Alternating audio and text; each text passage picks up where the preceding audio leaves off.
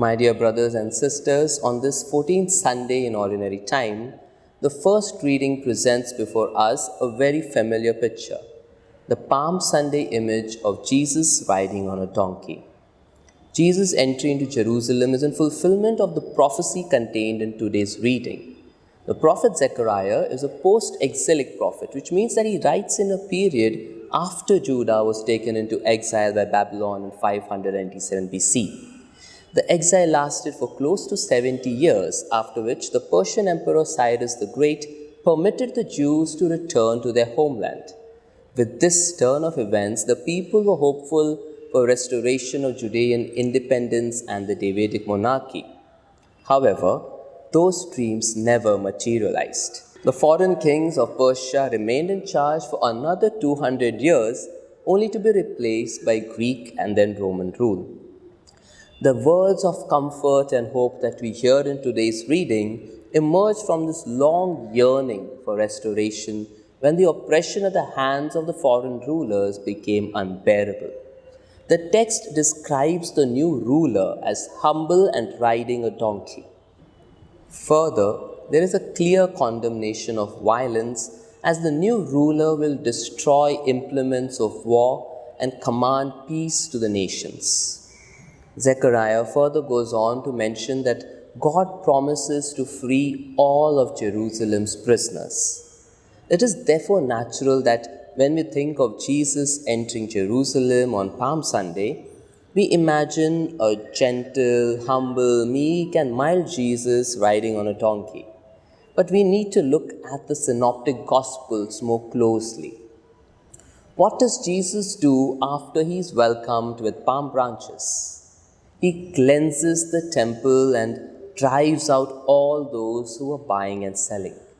This is not the action of a submissive, gentle, humble, meek guy. The Hebrew word, which gets translated as humble or lowly, is ani, which is frequently used to refer to being poor, needy, and socially vulnerable. By using this word, Zechariah identifies the Messianic king with the poor and oppressed. We need to therefore look at Jesus with a different lens. The Messiah did not keep his head down and remain silent in the face of injustice and oppression. We are called to share in this aspect of Jesus' mission and call a spade if we desire to bring freedom to all. In the second reading taken from St. Paul's letter to the Romans, we see Paul making this distinction between the spirit and the flesh. The flesh here refers not to the skin of our bodies, but to a way of living. The alternative reality, the one in which those in Christ live, is the spirit. In the spirit, the orientation is towards life and peace. Paul assures the Christians that they are not in the flesh, but are in the Spirit. And that is because the Spirit of God dwells in them. In saying this, Paul does not mean that they are immune from temptation and sin. God demonstrated his power over death by raising Jesus from the dead, and now dwells in us. Christ's resurrection stands as a guarantee of our resurrection. We see in our society today people pursuing one pleasure activity after the other to fill the void in their lives. Young people are getting addicted to alcohol, sexual promiscuity, and drugs, and they end up in a vicious cycle that they cannot break out of. Life in the flesh gains us nothing, but life in the Spirit brings life. In the Gospel taken from Matthew, we have Jesus' prayer thanking his Father because he has hidden these things from the wise and the intelligent and revealed them to infants. The reference to being wise and intelligent is aimed at the religious leaders, the scribes and the Pharisees, who took pride in being learned in the law, and yet they failed to understand the basics of justice, mercy and faith. They repeatedly rejected Jesus and conspired against him. The infants, on the other hand, are not regarded as wise or important. They are the poor in spirit, the meek, the merciful, the persecuted, all of whom Jesus calls blessed in the Beatitudes. The infants are the sick and the lame, the lepers, the demon-possessed, the tax collectors and sinners who come to Jesus for healing of body and spirit. It is indeed amazing that it is God's gracious will that these infants see what the wise cannot, that Jesus is sent by the Father and reveals the Father. As I reflected on this text, I realized that sometimes, due to all the academic and spiritual training that we receive, we tend to look down on the importance of simple devotions and prayers like the Rosary and Novenas. The strength of the faith of the common people is a great source of inspiration.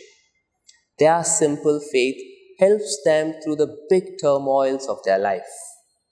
So, while studying theology and doing the critical study of the Bible is important, we must not lose out on the importance of the simple devotions which are part of our culture.